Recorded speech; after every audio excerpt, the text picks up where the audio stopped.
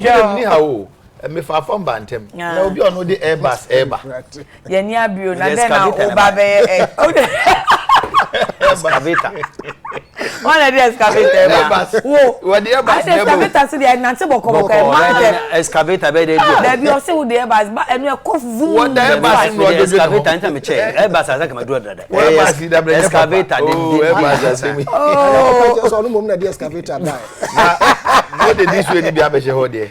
Oh, Zika, pacha ya this already Emma thank you. But this come and tina na nije on Zika pacha ya bi ma no ma me wa. I say me near desperate onya de phone. Yeah, that's it. One no police abo. Say and dem say na what na dey. Obey what me. O dey yan ko so this ni Zika de be. Wo fa yan hye. Ye hye say president Asemanra chief of staff Mami Fema de bebe 2 je say sisi a ono amukura kwantu no onko biem enti na somfo nyina so public officials no memo bi antu kwankwa ma no ne biem ane ye ka se de wubo no fi se Mami ne krata nim ne kura no obo dawuro ni bu ena mo hye mo ho so wo hwansi aye sei wo bo wa aye sei but generally oman ni mu no da wubo no nso eno nso e se ye de ka sa directive hu a ye nkwa chiri pa Medasipi. Anope mami ncheti for ne ahwefo. Na ye na twedi ampanse se ye so ye kan tiasefo. Emsa chedie ne nsanchene eso anya me de be man de dikai no. Emse o my Ghana so mfie aduesia emiensa emu ana ye wure ye twam ya ye wura ne mfie aduesia na emu. Nso man Ghana yakoye nim ye oni ema bebre mu. Se ye nipa ehu adwuma ye ne de be ne na sinto bi wom. But the message of mama ni nyina titru ni amanyofo and say we should be very positive. Na ehunu ye say obi anu oba be chechire o man no chen ye ni ankasa. Dia ye ni amanyofo no ankasa de latie okromfo memiti e mekromfo asando tie okromfo. Me nyakromfo. Me de kasem enya de meka no. Me de kasem say you a me say NDC for ya kromfo. Won so say MPP for ya kromfo. Ni ya so ye ma akobo ni fi yi ase. Ni ama epidemic assault ase. E ya amonto mo bo NDC for amonto mo bo. Aso make. Now the land now dey asema I know say onyo no NDC for no way. Dey happen now. We did have man sorry for ana. Me but onu pe na onu ne. Sabre ametie me nyina ma SD for. Sa ubo ni din. Oh, the point is yen hwese e beku yanim. Na bibia ye challenge no yen somni enko. Nemom se ese ebedie sobo ene ebebo sobo aye preto ene ne manema e de akiri san e na eba yem prese ebeku yanim na otwi ebebo asanteman abaso yewura na nasa etu ntini yeti baabie o mampani adaroma djuma aye kodi ye e wa Shanti region no asanteman gitumu e padepa efe ebomu nyina abaso obahima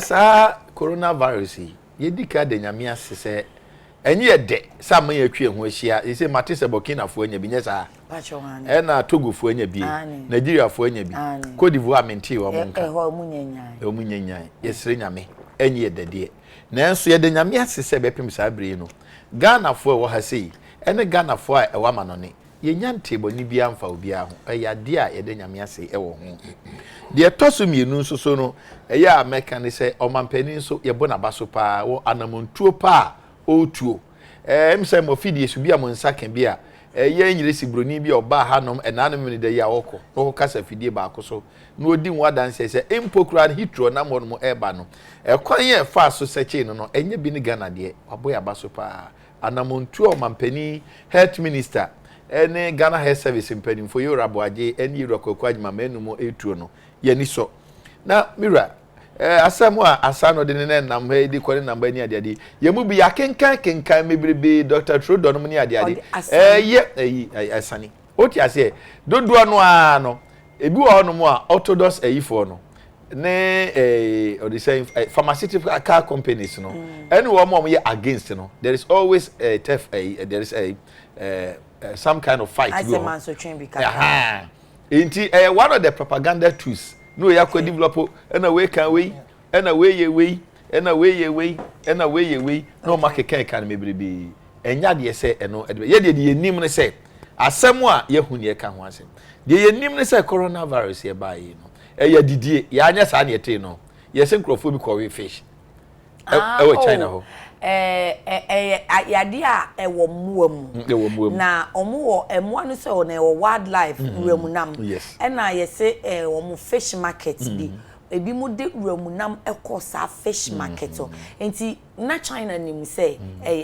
yade ewo moa ho but say efi emwa no ho ba nipa ne ho no and almost suspect say yeah wildlife ekopie wo fish market honom no and ekosan enipa enti no come say novel omo share that virus so omo hu na boss papa or ye two different kakra from the known virus asama ye nim ho no ana ye hunu ye ntiase ne nya amanyame nia abaye beka no eno ne nka enti dia wo kan nyina no esa ba hya medie no kena say edidie ene bia anya anifre say free kotom ne baye free they say etwiem ne bae ifraboam ne bae ya mebo ana eni nti no megina we so di aka ya na metatie UTV mo anopa mo programs amoye on health ya de ebebo ayin so de we ni kura to nchen enipa ye didie eniema ema yetimi nyini che no ye mfia didie ni agro at least after 40-50 years enam kura ohia ne saying because digestive tract say the nyamisi ye de no different from jata no mo de ena hwehwemu so amianu se so we nam kura na take 3 days ansa na yam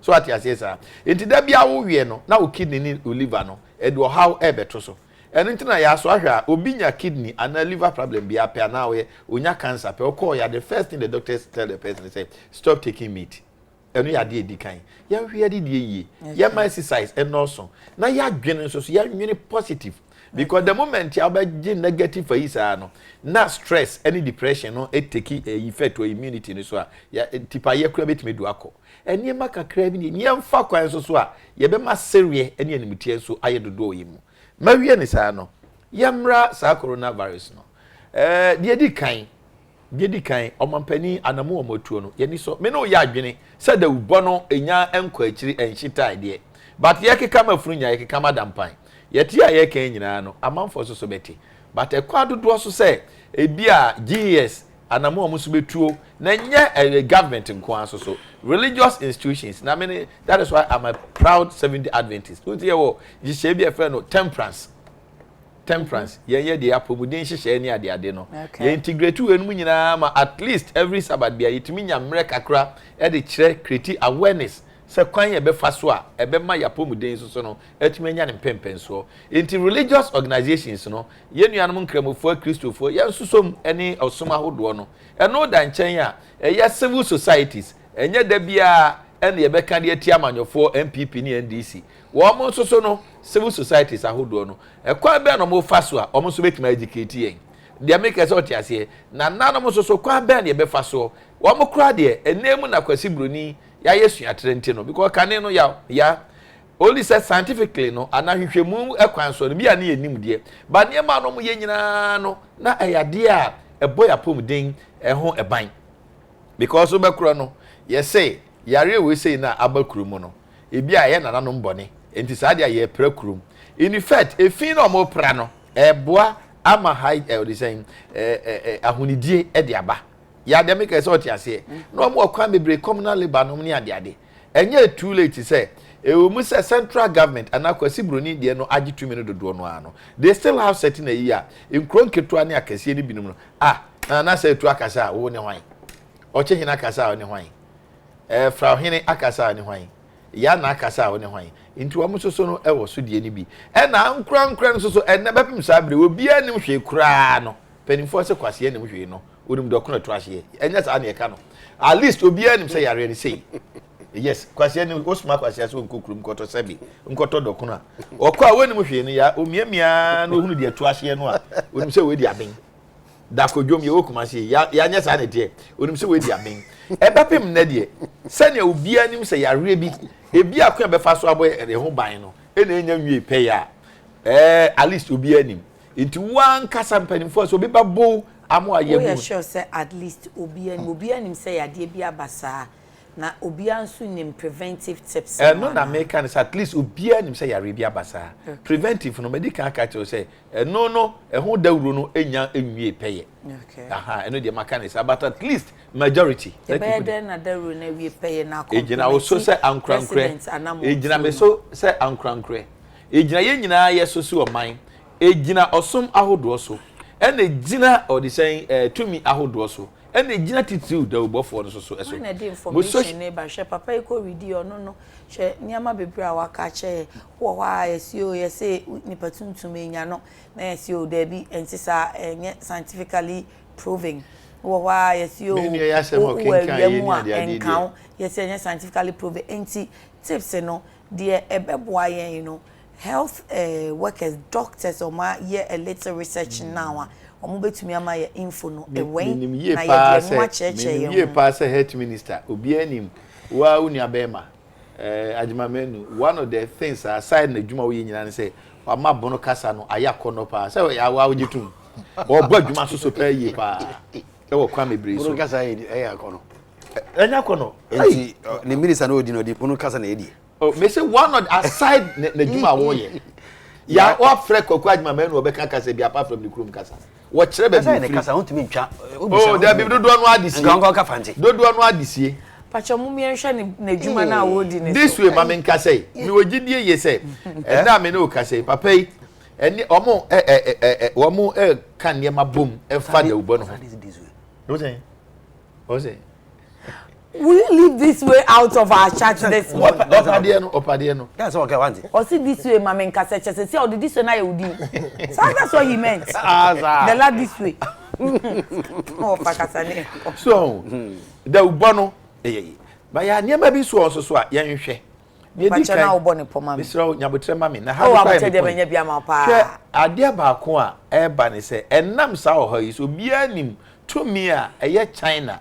Wo musika sem ani sunsanso a ewo mpo America so na campus ye ne etiese yi so eyesua adesua kase de amayen se nyede bia na ado ho beto oman foforo so omanpani ade dwumadie kase ode aba eye one district one factory yewra despite mo dia wo mo de air bani ade no yem ye ni nkɔ ho ne yanyere ho nyame mfasa ama ne nyame se nyame so adawroma emma o mayi mu na sabe ekoba ne saa na niema no ano a ye import no ehun sunsanso ben ena de be mo oman no de toso bio so mampania ya eye me dekese pa ni se wasi huebe oman no ye no so ne akire so ntu ye hwan ye mmomodena se ye betima twentwen so e wo yakontu mu ade ba ko so ya omampania ya ye mo na ba so ni se hwe eba afoforo ne enuan man disi fo ne enkwose so omra onim se aman ahodo a omudi kan pere wo mkofa a wo nkrofo no Italy ni France ni Germany no ya akonya sunsanso kese sabe ye mpentemu muwa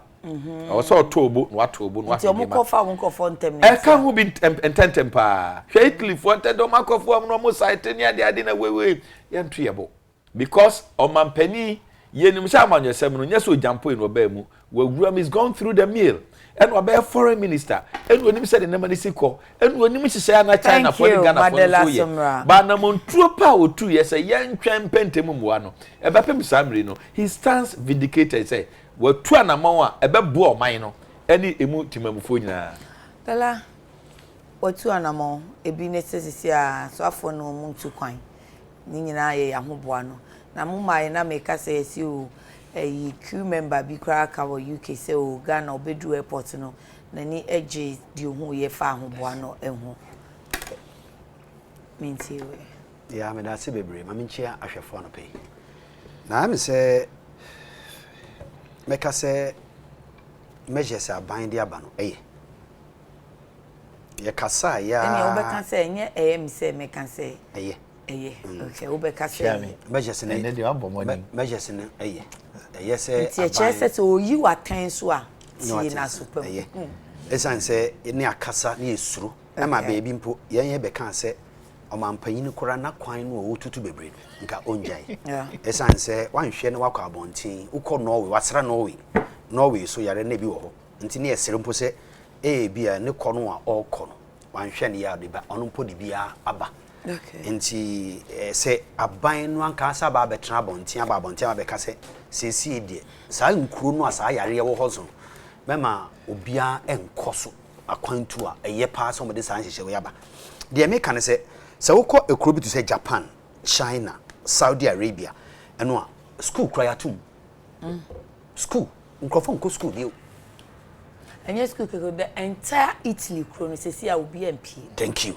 omo friend no saying stay home nti yenko school yenkwa sorry public gathering bi eni na wo hia na makakọ interact message somebody to them enti won mu ana yare na kan no mpo abrofo no mpo mo wo tumi ni ahonde mo tumi de so ano no mpo etumi de hihye we to ho a na esuro se yanye hye enti se si aba bedru se aban no de nsa hihye wa ba begun se sa de we abade a aka de ba ko pesa aban de kan em say the health ministry be can say they need 35 million cedis to get prepared.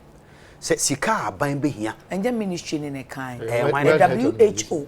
Oh, okay. And omo project say yes. Say we will need 35 million. It was their projection. Thank you. Nti World Health Organization for project say we will need 35 million cedis. Now I'm say aban say so far we nya 2.5. Way. The chance say odi kan twa $2 million, right? And now we so signed 2.5 million cedis. Nti ba ko $2 million. And about 2.5 million cedis. In total, we have say about $3.5 million. Well, roughly. If we need, but specifically, one is in so World Health Organization in cedis. Into would the say quantify ni na. Say if the World Health Organization says Ghana bet me nyahoboa. Na see it me esi yare ya no say e backroom hadia. We need 35 million to be prepared. Quarantine service, health. Medicine dear ni nyina no a na say on my Ghana mfa say nya be emu 4 million mpo a che say ye nya hoboa e bi ne ye ka say sa sika we hwe yare we ano ye den wo de 8 ne ebola bom kra entumi yare we yare we abrofo no akotena lab na wo mo design sa yare we de ba bonten. So can be. Yes, absolutely. Now hana openi kasa. Mama say me nyanti. It was manufactured. It was manufactured at the lab. Hey. Just like it was manufactured at the lab. But we are see omo kai baby I follow omo pa on this issue BBC more. But I hardly hear them making those they references. Will not. But you see they will not. A very serious ombeka. Obi yare a ewo hwa nyame enti nyame na de ba nyame na de ba abonsa na de ba obi pe nipa ko om say according to the books we have read nipa discovers or yes ade we wie no hunu say ebe ba no de gu fish pond no mo say moa na moa ni die enti nipa den ko toye no na de yare ne ba this version is different from what they told us so book be na wo kan ye the genesis of this see I have read if you like I have read articles. Okay. We go to the social media and read. But what the fact is say, yare we nya yare nyame na de bai. Yare fa nyame fa sa. God into obi na ye. Into 8 see. Enya nyame na de bai. Obi na ye. Enya ye lifestyle. Your lifestyle. Your lifestyle. Virus no obi na creative virus. Enna oye ni say edamu enna obenya no wondamu. Enti say ukoya eyi ana wo dereba. Obi amfa bibi ama. Hema minka se mchiro abrofo ye omadwene se ombeku abranche ye fe ne Bob Marley. Omo de mpoboa, omo suma ma ye de mpoboa ko che no. Oje mpoboa no se achede ode ne na shame no. Na pania bi wo mu a ewo no. Pania no war no wonya cancer. That is how Bob Marley was killed. Yes. Absolutely. No. The man the CIA boss was behind this. Yes. When he was about dying, our hospital bed and he confessed said this is how they eliminated Bob Marley. Strange, people have said it. Abrofu be ya de no wi oba somebody will come out to come and say it. Me say yare we yare ye design ye. Yare anu ye hyese 8. Anu ye hyese Ebola. Yare so mu a day utumi e chiw na adekye utumi wu. We say Nyankopon boa wona che wudi 3 days che wo de unyame kwa na aboa wo. Enti nwanwa hu yare a hu anya say didi agro. Enti say aban no na hwe so. Ye sika ye gige oganya ye de ma aban.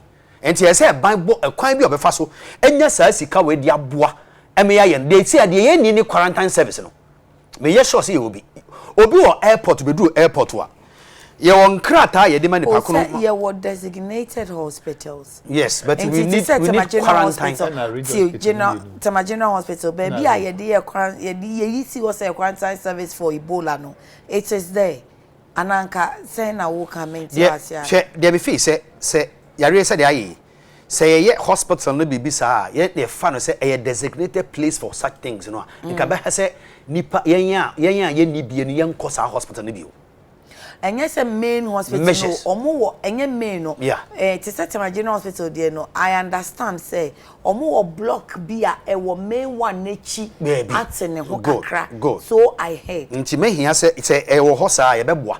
Macrani Ridge. These are the two places. Yes, 2 places. Rage cry will crum dodo. No, so some people are saying, but Rage will crum dodo. Rage will crum dodo. So Obi Bedru Airport. So far na brofon na omunya pa. Menyanti se bibini bi enye na. Well, I be before enye bi. In Africa, Kenya, Nigeria, whatever. Bibi abrofon ba okuru mana. Oh, okay. So, nipa 10 cases, no. Yes. And we na abroad ma visit. I am not sure. Absolutely. Being tea. But for the sake, the American say be to me, ya mom modern say, ya fa yenya baby because we do airport this year. Ya, ufi Italy be do ha ya be ma on krata say. Ya ma on krata say no afeel details baby a ufi ba baby a wonam na we do ya won say obi afeel arrival area dia ya feel no. Immigration documents am de ma. O feel we a wo kofi. It's dangerous. You don't do that. I don't know when you say. Hey, it's a serious danger, a serious disease. Temperature seriously dangerous. Monitor ana. There be yati. Okay. So we do Italy sisi ana, so we do Japan sisi ana, we do China na, so we ho. When you do say yare, when you call now fill document no. Ah? When you fill we in the ya do because our service or quarantine service to stay there for some number of days for you to be observed and send work of but Ghana, when you do how fail a document, I will coffee. I mean, culture. A Krobia, a friend of Magnolia, or Mongolia, or say Mongolia. The president traveled. President never drew Chroma pe, and normally go through process, no, or near you, but I'm quarantine for 14 days. I'm a president in Uncle president of the country, almost save for 14 days, and San Omujana Monipi. And you're really a dangerous disease. Okay, so African Union Center for Disease Control and Prevention, Africa CDC, and by Dr. John Nkagasong, and press conference or and answer statements of the Bayern countries or many do Africa and Kenya and Kano. Kenya and Kano. Okay, like I was telling you. Now Kenya measures somebody go on one. So oh, last 2 or 3 weeks, and I'm buying flight from China. Country beer, Italy. Country beer BBS on plane back like Kenya. They took the decision 3 weeks ago. And to woman don't take measures and until I a better yeah. Now can wash hand basins no mudia sisina ko. My year you ma good. Me am that's wonim. And to almost take measures into ye delay kakra better ye. Yes say ye international ameto ye. Into ye bebo health ministry aban abaso say woman de measures say be yesre omo a. Sika ye hia. Say de bobo ye ho ban omo ye he omo nko sika ye de be ya bato sika ni honinti eno say sika we no well to say yare ne ba ene hia so now ye ntwan mane ma nti ye taking measures no na ban wo sika dadam say nti matwa sika ne dadam thank you nti no otu anamo we be question asking for sa ya wo sika 150 million ebola sika na ma ye no mo time mo fa ma ni oh jade ye menja agroni menja agroni ya $150 million ebola sika na be bo sa sika no de be ye de be voter register $150 million. Young Connie and Kofamu 35. Why do I sense mischief? No, don't sense mischief. Is it not true? The electoral commission said the money is ready. The finance minister said they can finance it. It is a finance minister said $150 million to do voter register there. Now say World Health Organization said we need 35 million to solve a problem like this. Said the problem hasn't come and we are taking measures. Oh, Trahama Yalena Bansan and 35 million aba. Ogo fan way. Na ma yare ne man sana ye ko sika ne meto debi ye nko okay sa sika no da ho na ye ko voter register ye nko fa mu 35 meto yare ne ba ne fa ye de ese ye de ne fa nso ano ye mpese ye be obi anya voter register no ndc force intimesre yes ra ban say World Health Organization say you need 35 million. 35 million dollars and say in cities. $35 million. And you need $35 million to be ready for the sickness. And say you are in bar said it be siano in draw vaccines then je. Me be chiro sika. Mesra ban say me born about say one of the measures are to in place no. In place no. Wo nko na wo mo nkofa ye $35 million if $150 million na ye be voter register no mo fa say sika na meto ho mayen na mo fa voter register na ye be come na mo fa solve problems no mayen yes obi anya ready so be wu ha because of coronavirus aban so nya ready so mo obi awu me nti ye panisha mpacho tinisima na men kan comment aban share any ministry of health share me say etwasum but enye holistic that all sanka socialist government the be say ye hu say Ebola ba even before Ebola yenya is Ebola ba na we so abeba no the measures would have put in place ne say aban as an entity and I say aban ono no je the contribution of our taxes no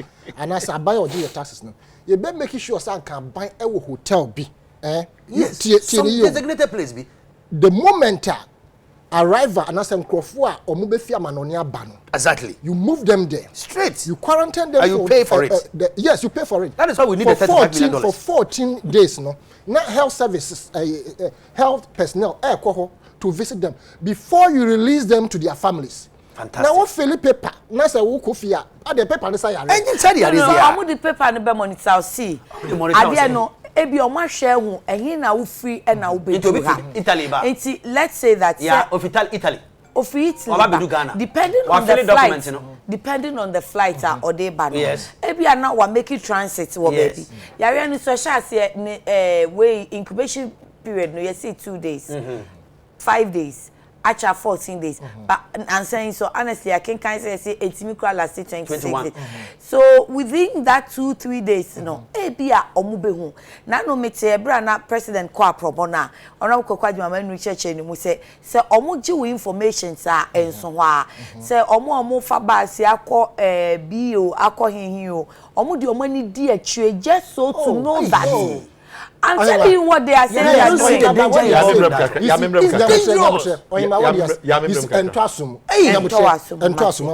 Media no mu ye na make reporting. I'm reporting. Exactly. But I'm saying, sir, reporting from Kotoka International Airport. International Airport. Sir, oh, me fill paper. Now the mommy, now me the paper and coffee. Who copy? Me so me copy. Whatever it is. The best thing you can do is in terms of monitoring. And say obe frame. Anambwa. Say me ko tna ba semwa.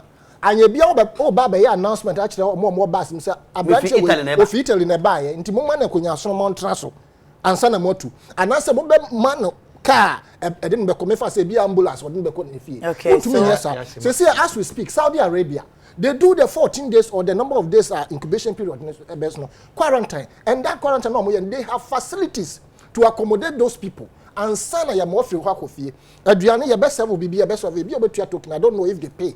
But it could have been better. Say Nipane bar, buy a beer 2,000 bed capacity hotel. Obi obebia moving akum. And yet omo pay mo so mo buy some bed hotel. So you are buy you pay for it. So I no breast here.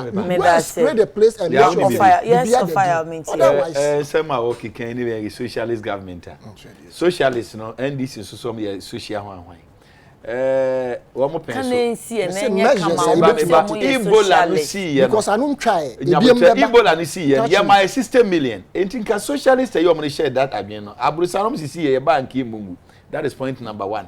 Say sika no so the like kan wan asem. Sika no say nyame adom yare na ru be enti. At this juncture. No fa sika no. NDC any MPP. Da bi menya data you know. Oka socialist na me chere say. So omo kura na ja omo de da bia na nkroma ento omo ntim bo manimu a NDC or socialist. Papa, me say me penny away. Papa, I political analyst. I'm a penny talking kind of analyst.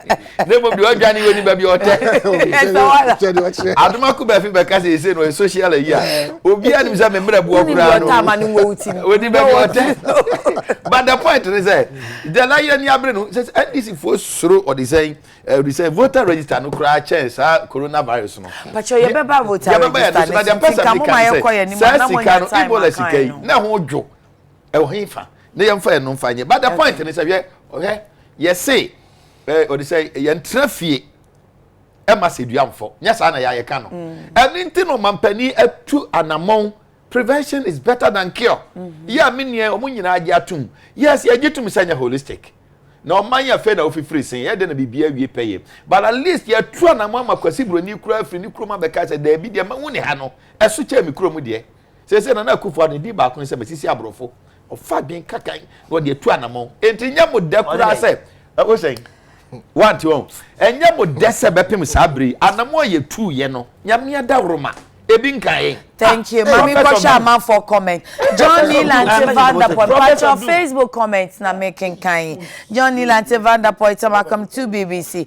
Ghana's preparedness towards an imminent outbreak of COVID-19 leaves much to be desired. Sister, I was recently on TV3 News that people are freely trooping in Ghana from Togo, where a confirmed case of the said virus has been recorded. That confirms WHO's 30% score to Ghana with regards to its entry points checks. Timmy Kobe Pop Drunk. Wuhan 400 coronavirus was predicted in a book called In the Eyes of Darkness, written 39 years ago to depopulate China. We as Anita None de Liberia Mode. Or say there is a book called Wuhan 400. Was predicted in was predicted in a book called In the Eyes of Darkness. In the Eyes of Darkness. Written 39 years ago to depopulate China. Okay, Timmy, so who is the author of the book In the Eyes of Darkness? Na yema of Adoma Kone Menkokan. Anthony Oben Ablade, Fiakuma Zunguta. President orders no travel for public officials measure to prevent COVID-19. Mr. President, we've heard these bans before, but in the end, no one hears of it lifting. No purchase of new vehicles, no non-essential foreign travel. You name them, but family and friends can. What about the ordinary businessmen and women who are traveling in and out every now and then? Mr. Protocol, the real name is Prince from Spinkters. Please, the traveling ban, it affects the government officials only. Or, okay, you want to know, does it affect government officials only or all citizens of Ghana? Okay, public officials pay. Sanity. Church of Pentecost chairman Apostle Eric Kwabena Nyamiche. Apostle say galam say kun yi die mama ma yenye no say ye jama amanyofo nko a ye jama amanyofo nko a enye ye waka che Ghana for enti your responsibility wom say ordinary citizens any say over do makon mintie o 910 medase obahima onyame nimdie mu ene nyansan mu ena ohunu se enipa ye hia baabi ebetena ebeboam ye nipadua no ye nyini yapomuden awie pe na meka de asisu se baabi a obi ate a ehonom no ebi a nkwaye enua ehonom no ni nyina no asiri trasia na se adane desert no emwa nipadua no baabi a obi ate a ensuwa no awewie no emwa nipadua no eni nti so hwe mbrofo fam no a baabi ate sa omo abomodin se onbeye sa eniema no ye de nyame ada Roma abibre mu atitru ni Ghana odi sa chede ni nyina de amaye ekoba ni sense enne no enipa ne yenye padie nti no ni nyame nyansan mu ni nim de odi abetra no de baakofo benya nti no ye se ne mari nyina so okohwe yensuo te se pra bremu tano anko branom ni ade ade a na ye ade a ehadwene ye pa oti ase o mampani ada Roma oba ye 2017 Reverend Nyamiche oka ho asem ewo is page 16 and o make reference to that. Let me quickly cite that page 16. Yes. What say? In an interview with the Daily Graphic last Friday, Apostle Nyamiche observed that the resurgence of illegal mining 3 years into the fight against the menace meant that more efforts were needed to stop the destruction of the environment. Now, to us, will say something has been done to fight galamsey, but it is obvious that we have not done enough to stop it. We had done things right. The Ankobra, the Pra, and other water bodies will have been clean. Enti ojitum si e ba ye no anamontu amampani etu watu anamon say ya mmomodena say ye nsuwa no ye bebo ho ban na ya menu mienu nya ye gitum ye say ye nipadua ikura no hwemu kire say Saudi goods ene a eye wo ha mu nchemu odi go yi a wo ha mu nchemu no eye be 70% of water. Okay. Sana nipadua ne tie se nipa no ye dehydrated pe ententem no ano wan hwe yi a obekọ ensu hu hiamaye de toso mienu so ne say enipa ho we no yen ye home emframa na ye home oxygen ena enuano so home is it carbon dioxide, isn't it? Name the atia ne say yemienu no akoye reciprocal ideology. De yeyam pe na yede ma wo mo no. Eno no mo so so hwe etimi nya de mayen. Edi so oka ye nkwa ye nyina gu a home ben ye be home. Na hwehwe mu kura mpa bia unu ye pa say. Kasa no pese o che se amanyofo nko an ya meti ase meba. O se me ma. Ye time no nya sa mu tumi nka mo BVD asem. Ye ma manfo BVD ye beka. So open BVD. The lie interested or BVD. Mempe. Now he said me kan ye be ka ho asem. Na wi ana petrol price ye de no so aka ho ne ehunu bi no nya atwom. Enti de mpesa meka edisie ni say. We no nyina no yade a ehia bia entra bia da bia etie ehun mfaso a ehia se ebetime nya kwaye eni nsuo na timi edi aboayin. Na sese no opani etu yamfo se enye amanyofo nko a yasede no na tomre bia se de medi kan ye ni se ye ni ankasa blame game no eno so ka ho bi meka so mampani mama na me per reference bu ase o kan se be se miensa nan e di fa galamsey eho oti ase wo mu fra konwa mu na ye ba ya pe oi ena se mu ka se nsam no bebrebe ba bi ye bedru o man mu ni se se me na me wa ba mu a me policy ni we na betimi di aye but ye me den se ye wura ye nsofo pani akan se en sese kwa yamanyofo nko a me ne ya adwen na nanom ahemfo e so mo bam because baby atete ani ade no dodo say minister dodo say de wo mu ya this is dodo saying na so anya hwe kro me ya fa na nyina no wa nya ohini a benyi odi kro ho nom ananya sa na tie odi no to ntan ya ensafo ahodo ene kro say ye asori kro ade adoso ama baby okra be kodan ba ko pe Hamlet obekọ ne Bible da ho nom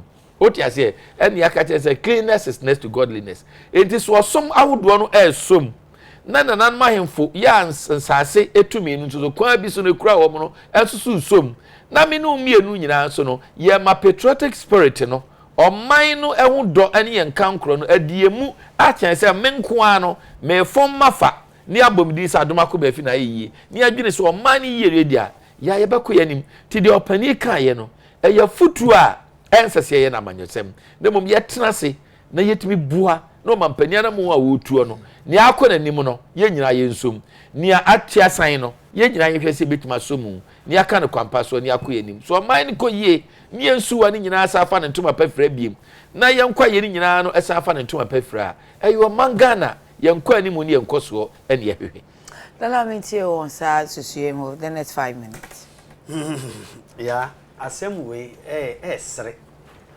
kakra na medikan mabo osofo no okasaye no abaso se ono de oye Ghana ni a na koma eda se galamsey ye bebo ho ban nanso ejuma o mampanyi na nado ene ne apamfo efade to wo mo so ombaye no o ma feli egu ni masepoto hwe galamsey kunwe ye de sojafo eko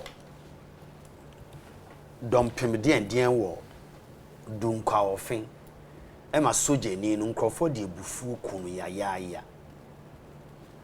intini e fi se ya Mr. on clarify mahama enu eni oboase denchra oboase now was it galamsey related to this everybody kunu no they issue that no Mr. he was sent there because no but the public domain no okay well they were on operation there omo protect yes for the states. He was a captain or was a leader of the contingent to protect. They were there on a state assignment. Mebao. Oh, say gallant stop no.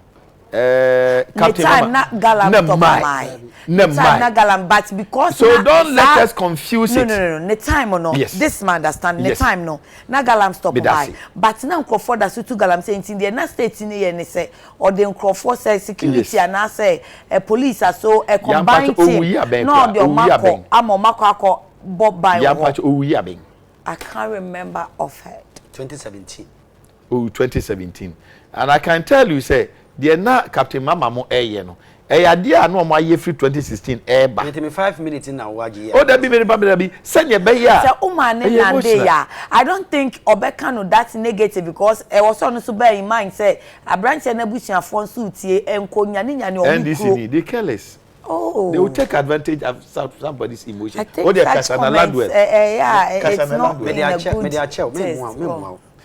o ye me senior comrade me muwa asem no nyina ne se de si wo de nkyere oboase na amampanyini ahye galamsey fo se oba stop no journalist wo Ghana nyina ba se be boa no obi a de no se ye be boa no eho ane declare me de soldier fo ekọ so monko bo as oman asase ho yeah ena ma papa sabi ofiri mu eno nto nchen de me kan nyina ne se omampanyini kampo gina so se ebe fa galamsey so na se ebe to abetia no 2020 kura opese obeye de ye nansen de aba ne se omampanyini esa na ofa soldier fo de ko ho eme ye sizi nkrofo caterpillar ye de ye adwuma na me nua ba ye ka caterpillar excavator enya caterpillar no enam ka akwan no so do de ne ties no ye nnade no eno bi ene ye gigi ni nyina na woni de aban ye aban koto ade ye fa device ye fa ne trackers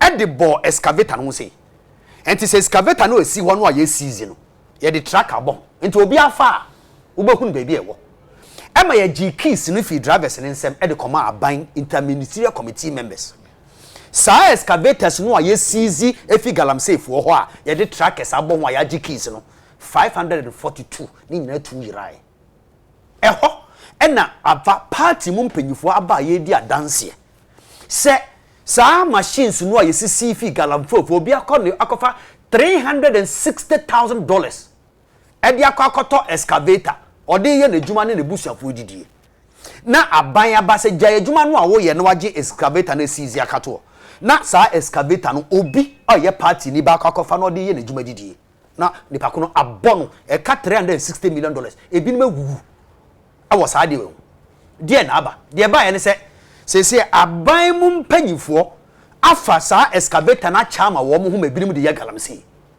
eye Canada Japan aba bonti aba be ka se de ye na werehwo kura se nana bi oye youth organizer afa mrantie no bia di nu achi akofa sa excavators ni bi di 2 galamsey Canada Japan. Oh, and what nana bi ayi ano say sansem 90 sana he wouldn't want to go into Ken cannot lie on this particular matter. Ken, I believe Ken on this particular matter. Obo Nana Din. I said I believe Ken on this particular matter. You will believe it. Nana bi. But Nana bi na fan ho ne said there be. Anya no kre ontumi nka he. Me say Canada bi do onyim MPP mi sin Ken. No Nana bi na say ya. Canada Japan no me kita party no. Onim bi bia o party no. Ye ka bi bia kire no. We e no kre kutro do. Hwe, me nka yenim. Aban ni muguase o de ba ye minister hwe aye Dr. Frimpong Boateng. Respected. Why the organ also respected no.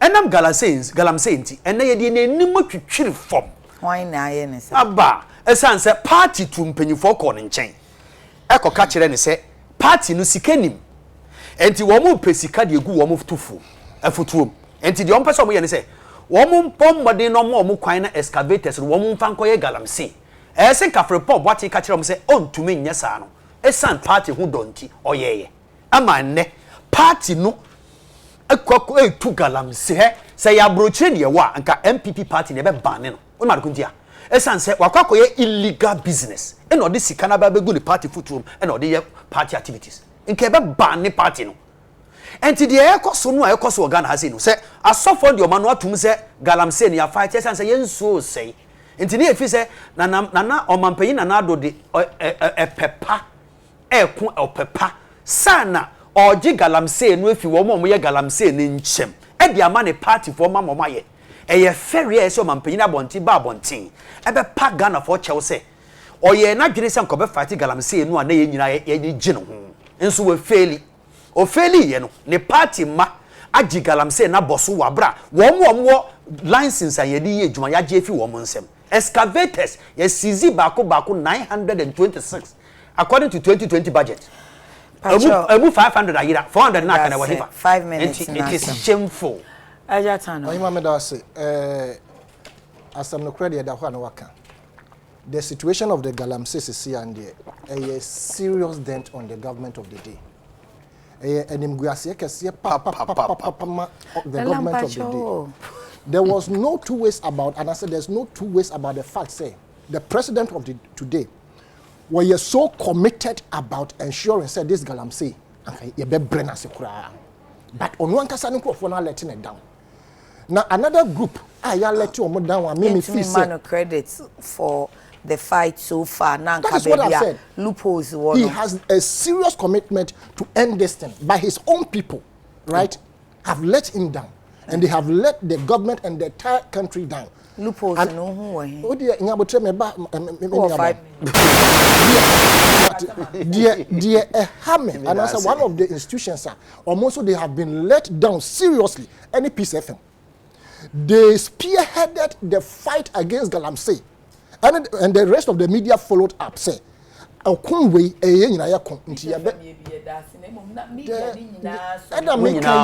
you see, and yes, I get it. And yes, I'm hunting a Mikasa. But Obimu Frihakoya research. I will Galamsey grounds. Who dear Kosu and Ombanum say, oh, dear Kosu and yet, dear see a bond that will answer. I'm referring to before Frank at the same time. That's it. Right. I'm saying, say, Peace FM and the rest of the media houses have also been let down seriously. And I want to believe, say, or I want to hope, say, they will take up the fight again. Now, omu ensure, say, omu best toku ejawo some group of people, sabi, omu say, I'm surprised, say, up to this time, there's no resignation of anybody who has been involved in this illegal Galamsey to, bastardize the government's intention to, quell it. It's a discretion, personal decision. Nipano, subo allegations. Nothing has been confirmed. Why are you expecting? The confirmations are there. The confirmations are clear for all of us to see. Ya course site ye hu de esi. Insu ananka ani ete. Se se ye hu se asansa bio. Nti sanka eya brochimam anasa English baby a. Obi minister sanka be sorry aka say. Ebi kropo no he is not involved at all. Obe sorry aka say. Ma reason because under my jurisdiction. Say Nancy. Now where it is alleged said the minister himself is involved no and no kropo de no kankan. Sanko reason no kropo best step aside. Na thorough investigation, independent one. Enkosom ye hu se nkrofo ya bo mudin anye bia ye no krese omo ewo mu ana. But they are still there and the situation is still the same. Okay. Eno na me ema eya bibia eya me nwanwa. Wonso eni nipa. Friend is saying osofu asem obeke eno ano no. Nanso nkrofo anka ombesom na ye nyina anka ya make sure say Galamsey ye best stop. They are also involved. Sabi asofu for kan ho, ahemfo kan ho. Politicians all the stakeholders and come back making sure say Galamsey we betumi acquire because say you any environment you quiet ni you no buy no omu nyina omu shemu bi. Thank you so time demand say yensom e betumi e dey adwuma ho na me fear ewo. Okay, 9:26 me talk airtime 2 minutes intimeche obi 2 minutes na upon 9:32 minim say imani de no ye time ebeka na asem nyina itiawa no ma for press conference na Bright Simmons vice president my Imani Africa and the kasai o ma asem nyina ne say company a wono no odi BVD biometric voter devices no free France memo ba no corruption born ho papa ama World Bank kra blacklisting no say onye company papa nti hu ni enti a onu na easy eco contracting no the next 2 minutes minute ya me da se bebre ya woni me hwe electoral commission start yanka yo mo ba be ko at the final e ma won kan o de on baby u de lawia me de obeshi mansa na me call am una o sha say and na me the next topic of fire o sha say so the third topic it's only first and the last sha say ya me da se bebre am say electoral commission wan hwe ne yi a ombegu wo mani mu ase de ensemu a ebebo ba no efewe edikan mami ba bontin be ka kire ense machines no ayakoto aba no ye de ye adwuma ye BVDs no se okase osiesie a obe spend $74 million okase okwakoto foforo a ebe cost $56 million ye chiro koma company say nya no kure ye be spend $50 million in repairing it enti eno de nimu guase be to electoral commission say no mu twantro etoso mienu enne maame no emuo bia company na babontin say nsem a maame ne kan ye nyina no machines aye to ne nyina ne boode Imani aye press conference I say ebo no a maame ne de baba to babontin mpo ye ntro because wo ma check apart from that no company no a wo mo de